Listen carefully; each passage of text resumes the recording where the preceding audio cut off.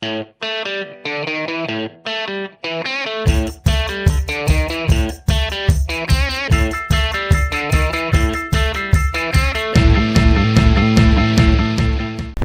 I'm Mark Clem, your host for Meet the Members of the National Ski Patrol, and like we always say, all season long. Hey, folks, it's been tough. The 2020-21 ski season has not been easy for anybody in terms of getting on the snow, making reservations, standing in lift lines, wearing your mask, and all that stuff. But, slowly but surely we're going to come out of this thing, and it's been tough for me to bring the Meet the Members of the National Ski Patrol to your mountains because of the availability and the COVID and all that stuff. But, we're slowly but surely getting some episodes out there. And today I'm here at the Whitetail First Aid Clinic talking to a longtime friend. He's been on the patrol as long as me, maybe a year or so longer. Doogie Dieterichson. Doogie's first class, and let me tell you, he brings a lot of character to the Whitetail family. Doogie, talk about coming on the show, and I appreciate you being here with me. Oh, it's absolutely my pleasure. Jackie keeps up with it, and I really enjoyed the one where it was you and Doug Rice, and that brings back a lot of memories being an inaugural patroller here. And it's hard to believe it's 30 years later, and here we are. I heard that. He referred to Jackie, his wife, that he met here at Whitetail. We'll talk about that a little bit later, but I have no idea why I started calling her Gladys about the second minute I saw her. So in my mind, she's Gladys. Yeah. So I don't know where that came from. Yeah, it just kind of stuck, and it started, I think it goes back to D-Shift. Back in the early days, it was me, Dave Hoffling, Mark Bucko, Doug Van Brunt, obviously myself and Jackie. And I think it started because we caught some poachers going down. I think it was Fanciful, so on the far right there, and we were doing mid-session grooming. And so we'd go down and hang out for people ducking ropes. And we caught this guy, and as he went by, she screamed at him. He started flailing, he went down. And when we got up there, we were kind of laughing because it was like she was a highway patrolman kind of thing. Yeah. It was kind of a Gladys kind of thing. Gladys just fit, so it just kind of stuck. Bringing back old stories and old memories, probably some of the stories we don't want to tell because we got to keep them on the other side of the camera. Yeah. But Doogie, you've come full circle. You came to Whitetail. Did you own skis? No, actually I didn't. I had to use the Steve Neal, the ski patrol director. Then I had to borrow his in order to start patrolling. And we'll talk about that in a minute. But you came here. You basically learned how to ski here. Let me tell you, 1991 was the first year that Whitetail opened, and we kind of flew by the seat of our pants. Whatever happened. We only had, 35 patrollers, if that, and we had 9,000 people on a 100-acre mountain. I don't know how we did it. I think we worked open to close, all of us. But anyway, let's talk about Doogie taking full circle. He's now has a prominent position in the Northern Virginia EMS area, and he's been to Haiti, he's been on the SARS teams, but it kind of all started here at Whitetail on one day when he took a ride up in a pickup truck to the top of the mountain to try out for the Whitetail Ski Patrol. Mm-hmm.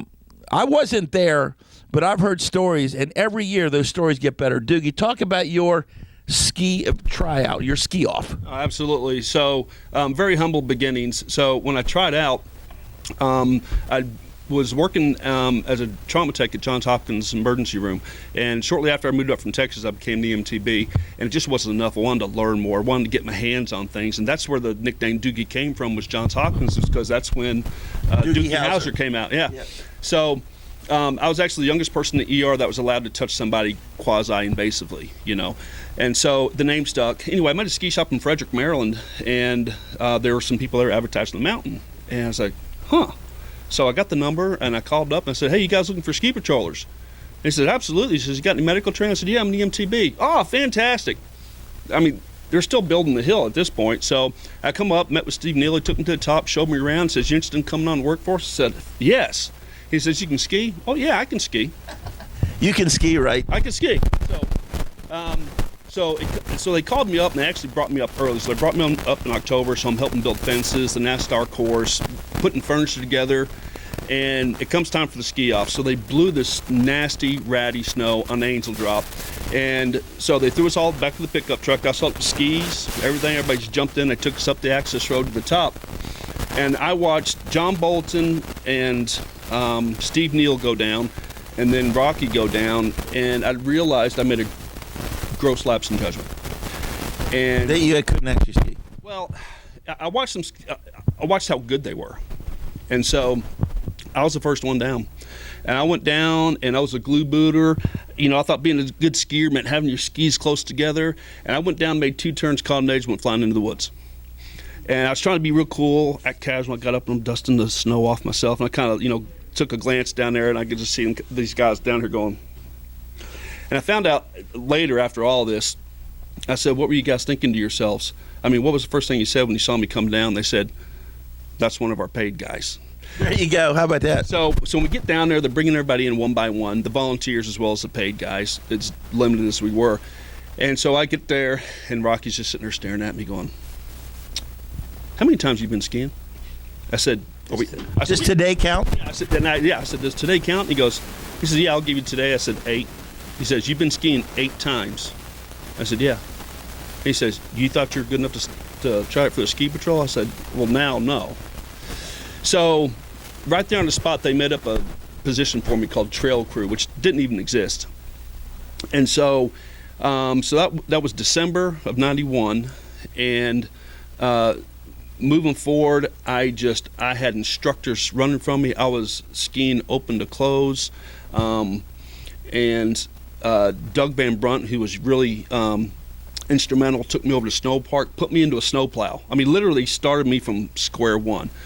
And February 14th, Which is it's a year, right? So basically 3 months later. So 3 months later, I'm sitting at the top. By this time, they let me run taxis, and I got hit out to run a taxi off of Limelight, and there was nobody there. And so I thought, okay, well, I'll just free ride it. And you know how it is when you got an empty sled, just kind of You can let her go. just positions you. Yeah, so I was being real aggressive. So I look way down the lift line, and I see one of those orange fluorescent jackets like we had the first year, and it was Chuck Fuller. And I was like, all right, I got to impress him. So I just take off skiing real aggressive and doing my thing, and get down to bound, come back up, and he and Rocky are sitting at the top. He says, "Hey, why don't you take Chuck over to Bold Decision?" And it was a warm day. It was kind of bumped up, real bumped up actually on Bold Decision. He says, "Go take Chuck down." I was like, all right, let's go. So I went over there, and I took him down, no problem. Chuck's a pretty big guy, and we get to the bottom. He says, "How you feel?" I was like, "No, it was good." I was like, "You want to do it again?" He's like, "No, we're good." So the day passes on, and the phone call up top, PHQ, says, "Hey, send Doogie down here. I want to talk to him." From Steve, right? From Steve Neal. Yeah, I'm thinking, okay, what I do? And so I walk in his office, and he goes, "Take a knee." I said, "What?" He says, "You heard me, take a knee." And he takes out a ski pole, and he knighted me. And he threw a jacket at me. And so, incidentally, during that time, I was becoming good friends with Jackie. It was really kind of funny. One weekend, I'm sitting there, I'm looking at the volunteer schedule. I didn't even realize what I was doing until I did it. I'm like, holy smokes, like I'm smitten. I'm looking to see if she's coming up here, Yeah, I heard that. So I called her up, Valentine's Day. I was like, "Hey," and we hadn't been out yet. And I said, "You want to go out and grab a bite to eat?" And she works in Crystal City. She was a paralegal. And she says, "Well, I'm going skiing in Timberline tomorrow." She goes, "How about, some other time?" I was like, "Okay, that's fine, no problem." And there was this kind of long, awkward pause. She goes, "You really didn't twist my arm that hard." I was like, "Well, you're going skiing, I get it." She goes, "No, I'll come up." So she came up. So that was our first date. Wow. So here we are 26 years later. Wow. And let me tell you, I've heard stories about that ski off, and I've heard stories about people going in the woods. It was fair. It was not even groomed, I don't think, was it? No, it was horrible. It was mashed up. It was even having the experience that I do now, it would still be a tough trail to ski in those conditions. And 28, 30 years later, you're here. Now, you ski patrolled here for a while before you left. How many years were you how many years were you a full-time patroller, a paid full-time, and when did you leave? I was paid for the first 3 years, and after the first year, Jackie convinced me to go to school. So I'm 22 years old, and I was scared of school. I had self-imposed limitations. Like, I convinced myself I was stupid because I would open a book and go, I don't understand it, I'm dumb, and just close it. So I had no idea what a study concept was. So she convinced me, and so that was part of the break. So I was paid 3 years, and then we were volunteers together for 3. So for the first 10 years, we were here. So yeah, I mean, it was definitely destined to be here to meet her. That she encouraged me to go to school. So this is kind of funny. Again, it seems like everything I started had very humble beginnings, like ski patrol, and it was no different than going to college. And so I went to take placement tests at Westminster and here in Maryland, and took English and math. You're talking about Carroll County College. Yeah, Westminster. And so I had 10th grade math equivalency. I'm 22 years old now. And 8th grade math. Well, that's because you skied on the ski off and hit a couple trees going down. I think it was. Yeah. Because there's other stories where you ricocheted off some lift towers on one time. Yeah, that was the day. We can talk more about that if you want to. I went, and I actually I spent the whole summer taking non-credit math classes just to get me up to where I could take a college math that fall. So that coming fall was my first year, and so I was on the dean's list every semester and graduated with honors from GW 4 years later. George Washington University with a degree in emergency management, and my national registry as a paramedic. Unbelievable. Folks out there, ski patrolling is not for everybody, but it's for a lot of us.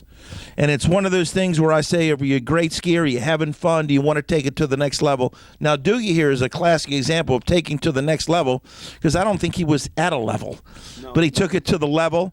And he parlayed that into a professional career that we'll talk about here in a minute. But if you got the itch, if you see the red jackets out there and you're like, wow, I could do that, hey, give us a call. Pick up the phone. If you can't find your ski patrol director or your local mountain available because he's out skiing the powder that we're getting here, seems like every day, just log on to www.nsp.org, and the folks out at the national office will definitely and gladly get back to you and steer you in the right direction. Now, most of us are 9-to-5 jobs, working in the professional world, and we kind of ski and ski patrol. It's beyond a hobby. It's kind of like an addiction. Some of us use this experience we hear to parlay that into another career. And Doogie, you did that. And this is you went from a tech in the emergency room to big time, an officer in the EMS world. So talk about how you used your OEC skills, or back then it was WEC, right? It was Winter Outdoor Emergency. You used those skills and the skills you learned here at Whitetail for those 6 years to parlay that into a full-time medical career in the EMS world. Yeah, I think what it did was it kind of, I had a hunger. Once I realized, okay, I can learn this, I can be successful. I didn't know how to ski. I learned how to ski. It was neat, I would get on the lift with people and like, hey, how long you been patrolling? I'd tell them. They ask you how long I've been skiing, and I'm actually one of the few patrollers that's actually been patrolling as long as he's been skiing. But it just that drive just continued. I just kind of had that hunger. And so when I initially went to school, I wanted to be a physician assistant. And so I took all the science classes and everything else. And when it came time for me to go on to a 4-year university, it was so competitive getting those PA classes. And again, Jackie, she found this program at George Washington University. And so I applied, got in, and afterwards, when I graduated, they graduated the last bachelor's only physician's assistant class. And I was tapped. I mean, I did a good job. I was proud of myself. I just didn't want to go on to do a master's. So I thought, I got all this experience. Let's use it. And so I went and worked for the transport team at Shock Trauma in Baltimore for 3 years, which was invaluable. World-class, great staff, great nurses. Just learned so much there. And from there, I went to work as a flight medic for MedStar. And that was fantastic, too. But I still wanted more. And I knew that they had that search and rescue going on over at Fairfax County. So I applied for Fairfax, and it was really quick, got in. And so got in, worked my way up to being an engine medic, which was great because I kind of had the best of both worlds. I was on the engine every single day, so I got the suppression part, but also we were first responders for ALS. And not having a medic in my first due, I was able to be on scene for quite some time, being the only ALS provider. So I just, kept getting more and more experience. And so from there, went through tech rescue and learned a lot there, boat operations, cave-in, trench, confined space, all of that. And then it was 2009, I got promoted to lieutenant. And that was when we were deployed to Haiti. I'd gotten onto the urban search and rescue team. Yeah, we'll talk about that in a minute. Yeah. And so recently I was promoted to captain. So I got my own station now, which is fantastic. Got a great crew. And so the learning never stops. You just continue. And if you got that hunger, just feed it. That's the only thing I can tell you. Just feed it. Now, Doogie was here 3 years, and as a paid guy, and then he came back and was a volunteer for a little while, and we give a decent amount of awards out here at the end of the year, and as you can see, the awards here on the screen now that we talk about, and you went from never really skied much, and I just saw your name on some of those awards back there. How does that happen to someone who skied 8 days before he tried out?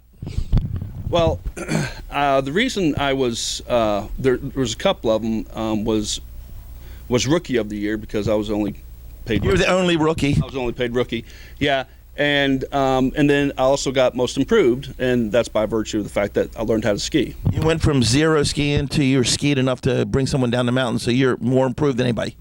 Yeah. It suffices to say, it was great. It was a great improvement, but I had a lot of help. But you know what?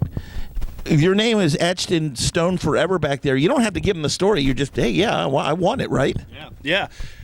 And so, and again, I just came more hungry. I wanted to run more sleds. I wanted to run more scenes, and not that any of us do this because we take joy in anybody's misfortunes, but we have that genetic makeup that we don't want to be on the sidelines either. Right. We want to be there. We enjoy helping people, and being able to have that focus and help people in this capacity, whether it's just they got a simple elbow injury or something more severe, that we have that training that we can focus in and help them like that. Because I know if I was out there, I know I'd want somebody to come up that was focused, that seemed confident, that that wants to be there because it's the job they want to do. And so, and again, I just wanted that, and so I just wanted to keep running more wrecks. So finally, the second season, I say finally, was I got the rig pig that year because I ran 63 sleds that year. Wow, you were in the 55 sled club and you got 63. I got 63. Now, the reason I did that is because we had the second year we had a blizzard, and so we had to close down early because the detach, the spacing was getting messed up, so people were getting pinched loading, and then we had the chairs were starting to hit the towers, so they shut it down about noon, and it was very, very cold, and a nice drift had blown up on Limelight under the lift, so I was super sweep. So I was the last one down after we closed, and I had fresh light powder up to my thighs coming down. Well, people were trying to get out, and people were getting stuck. So me and Jeff Harrison, we fired up 2 snowmobiles, and we're blazing up and down Blairs Valley Road, picking up people out of the cars, bringing them back here. They fired up the grill. They fed everybody. Everybody stayed here for the night. Well, the next morning, they groomed out all that. A lot of it frozen over, and so they groomed it all out. And so we're limited on patrollers. And I probably must have run 11 sleds that day by myself. And I think that's what did it. Yeah, that could do it. So fast forward, you kind of stop patrolling, and you're working hard in the EMS world, and you got involved in a search and rescue outfit. And with all the crazy stuff that happens there, a major earthquake in Haiti, and you're on the team. And you went to Haiti, and you saw some crazy things. Worked your time there, and felt compelled to write a book. How about that? Yeah, I'm still dumbfounded by the fact that I was able to do that. It took me about 1.5 years to put it together, but I felt like it was a story that wanted to be told. And the reason I say story is because I did write it as a novel. It was easier to tell that story than than to just talk about it. And I think it's going to give the reader more appreciation about what happened there. It was a 3-week assault on all 5 senses, and it forever changed my life. It's definitively the highlight of my career as a medic, and so I'm kind of limited in the focus I can speak to it as far as to the book and to the novel. But it was a neat work, and I was happy the way it came together. And if you haven't read the book, you can see the cover here on the screen here, and you got to get that book, because if you're infatuated about EMS and stuff like that, it's an unbelievable read, and it just talks about what it takes to be a search and rescue type person. Again, we're here talking to Doogie Dieterichson, a former patroller at Whitetail, who came back last year and is now involved in the first aid clinic. And we got an injured patient who walked in here, so we're going to get to him in a minute. But Doogie, talk about, just for a second or so, about coming back and being on the other side, being the patrollers have everybody packed up and ready, and you're collecting them and finishing the process. They're handing it off to a higher level of care.